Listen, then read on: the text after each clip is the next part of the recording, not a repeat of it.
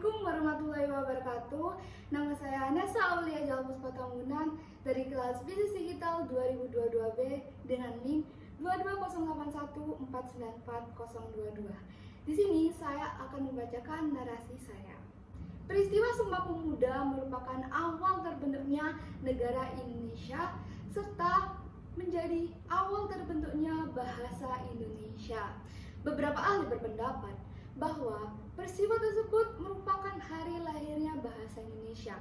Hal ini tercermin dalam Sumpah Pemuda ayat 3, yaitu kami, putra dan putri Indonesia, berpegang teguh pada bahasa persatuan bahasa Indonesia.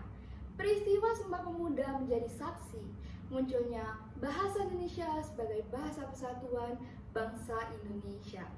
Indonesia merupakan masyarakat yang heterogen, terdiri dari berbagai ras, suku, bahasa, serta agama. Menurut kajian Komisi Bahasa tahun 2017, terdapat 652 bahasa daerah di Indonesia. Setelah melalui banyak pertimbangan, dialek Melayu ditetapkan sebagai bahasa resmi Indonesia. Penutur bahasa Melayu tersebar di seluruh Indonesia, yaitu Sumatera, Batam, Riau, Ambon, Bangka, dan sekitar Jakarta. Orang Melayu dikenal sebagai bangsa pelaut yang memiliki mobilitas tinggi. Orang Melayu bermigrasi dari satu daerah ke daerah lain. Interaksi yang tidak dapat dipisahkan dari komunikasi. Komunikasi yang intens dan berkesinambungan memungkinkan masyarakat setempat untuk belajar bahasa Melayu sebagai bahasa kedua, ketiga, dan seterusnya. Inilah salah satu faktor bahasa Melayu menyebar ke seluruh Nusantara. Peta geografis wilayah Melayu yang menjadi lalu lintas jalur pelayaran dunia mendukung persebaran bahasa Melayu ke penjuru masyarakat yang tinggal di wilayah Melayu untuk melakukan perdagangan secara alami dan akan belajar bahasa Melayu guna memperlancar kegiatan perdagangannya. Bahasa Melayu telah digunakan di banyak karya sastra atau dunia sastra. Namun, pada periodisasi sastra Melayu Tionghoa yaitu abad 19, sastra liar yaitu pertengahan abad 19, Angkatan Balai Pustaka yaitu tahun 1908 hingga 1933 dan Angkatan Pujangga Baru yaitu tahun 1933 hingga 1942 telah banyak karya sastra menggunakan bahasa Indonesia. Pada tahun 1908 pemerintah Belanda mendirikan Taman Bacaan. Kemudian pada tahun 1917 berubah nama menjadi Balai Pustaka. Balai Pustaka menampung karya-karya penulis yang diterbitkan dan didistribusikan ke seluruh Nusantara. Hampir semua karya sastra berbahasa Indonesia diterbitkan oleh Balai Pustaka.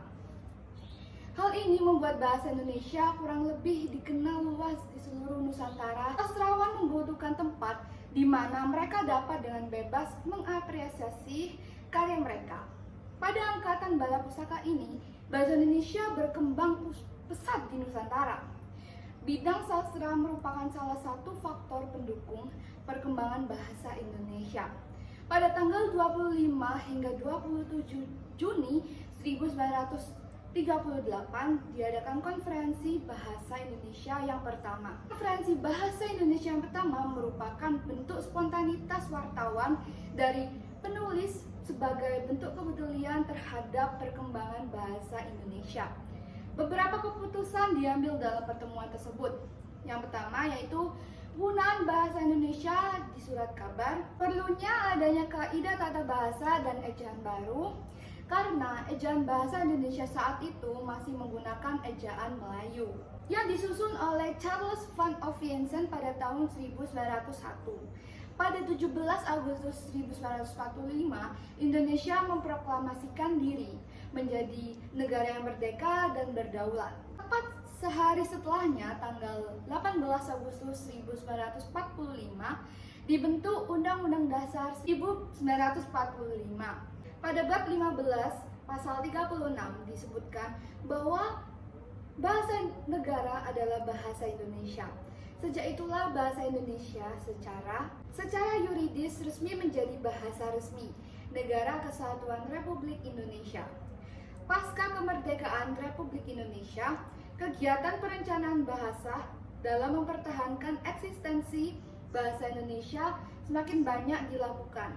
Hal tersebut diketahui dari beberapa peristiwa-peristiwa kebahasaan, yaitu diselenggarakan Kongres Bahasa Indonesia yang kedua di Medan tahun 1954. Yang kedua yaitu penyelenggaraan Kongres Bahasa Indonesia yang ketiga tahun 1978 di Jakarta, dan banyak sebagainya. Bahasa Indonesia sebagai alat komunikasi lisan dan tulisan dalam hubungan informal maupun formal, menggunakan bahasa Indonesia yang baik dan benar sebagai sarana penyampaian ide dan pendapat yang dapat memudahkan mahasiswa dalam perkuliahan. Bahasa Indonesia yang baik dan benar atau akurat dapat digunakan dalam presentasi, pembuatan karya tulis ilmiah, artikel, proposal, laporan penelitian, serta yang terpenting yaitu skripsi. Bagi mahasiswa prodi bisnis digital, bahasa Indonesia sebagai komunikasi bisnis. Jika pelanggan tidak dapat berkomunikasi dengan baik, otomatis produk yang akan direalisasikan tidak akan berjalan dengan baik, karena pelanggan tidak tahu dengan produk tersebut. Sekian narasi singkat dari saya, kurang lebihnya mohon maaf. Terima kasih. Wassalamualaikum warahmatullahi wabarakatuh.